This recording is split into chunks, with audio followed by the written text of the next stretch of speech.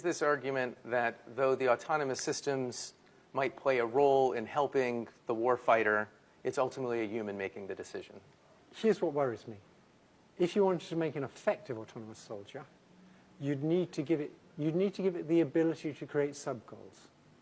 In other words, it has to realize things like, okay, I want to kill that person over there, but to get over there, how am I going to get over there? And then it has to realize, well, if I could get to that road, I could get there more quickly. So it has a sub-goal of getting to the road. So as soon as you give it the ability to create its own sub-goals, it's going to become more effective. And so people like Putin are going to want robots like that. But as soon as it's got an ability to create sub-goals, you have what's called the alignment problem, which is how are you sure it's not going to create sub-goals that are going to be not good for people, not good for you? Who knows who's on that road? Who knows who's on that road?